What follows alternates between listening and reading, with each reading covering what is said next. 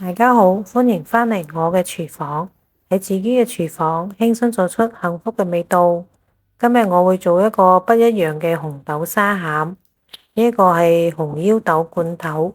因為我呢度冇中國嘅紅豆買，所以我會用呢個罐頭嚟代替，做出嚟嘅味道都可以媲美出面買嘅。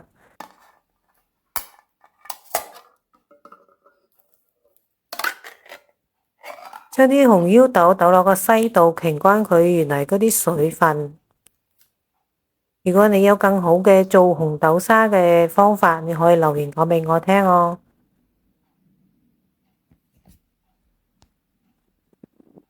睇下啲豆好完整，顏色都好靚。咁啊，將啲流出嚟嗰啲水呢倒咗佢，跟住用流動嘅清水嚟清洗一下嗰啲紅豆，再將佢傾乾。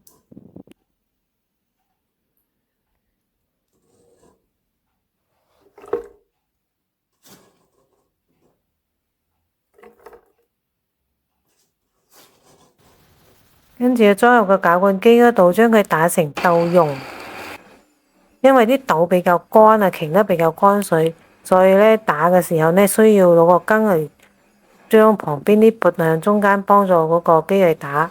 如果你覺得我嘅影片都唔錯，請點讚、訂閱、分享我嘅頻道，並撳埋個鐘仔啦！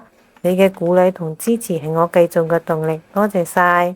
講返嗰個打嗰個豆蓉先，因為佢冇咩水分，咁嘅好處呢，等一陣間炒餡嘅時候呢，你就可以省去好多嘅時間啦。打到而家咁樣子，打出嚟嘅豆蓉呢都好細緻，都好滑嘅。嗱，睇下係咁，好細緻嘅，因為佢啲殼呢係唔硬嘅，佢係罐頭嚟噶嘛。咁我準備一個闊口嘅煎 pan，闊口煎 pan 嘅話，佢容易蒸發水分啊嘛。倒少少油落去，中小火，油唔使太多。自己做嘅好處呢，就係少油低糖，冇添加劑啦。咁啊，再倒入去一半嘅豆蓉，將啲豆蓉稍微炒乾下啲水分，再倒入啲砂糖，並加入鹽。因為呢個罐頭呢已經有鹽啦，我就冇加。加鹽嘅話，食啲豆餡就唔會得個死甜。睇下啲白糖溶解咗之後呢，啲豆餡呢就變得好稀啦。咁啊，而家接下來呢，就係考驗你嘅手臂力量嘅時候啦。你要不停咁樣攪拌嗰啲豆餡，呢個時間都可以開中細火嘅，要不停地攪拌啲豆餡，以防佢黐底。但係要注意喺鑊邊嗰啲位置，佢要好似咁樣鏟佢落嚟。如果唔係時間久咗之後呢，你就會燶啦。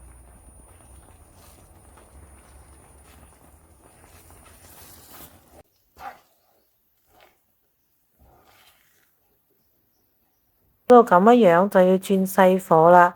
我會用呢一半嘅豆沙餡嚟做紅豆麵包卷嘅，炒成呢個狀態就可以倒出嚟。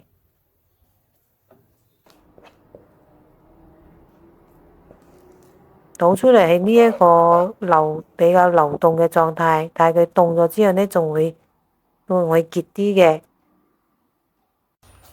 另一半嘅豆蓉，之前嘅操作係一樣嘅，只係炒得更加黏稠，係用來做酥餅嘅內餡或者係月餅餡嘅。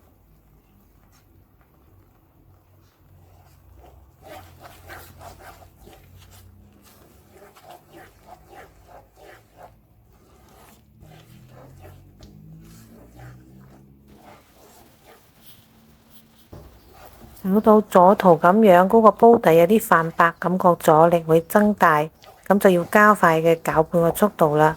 好快就會變成喺右邊咁樣，豆沙呢就唔再黏鑊啦。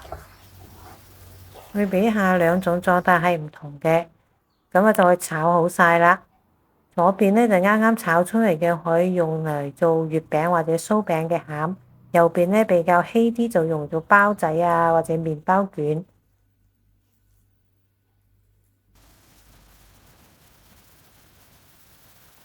如果你鍾意我嘅影片，請點讚、訂閱、分享我頻道並撳埋個鐘仔啦！感謝觀看，我哋下次見啦，拜拜。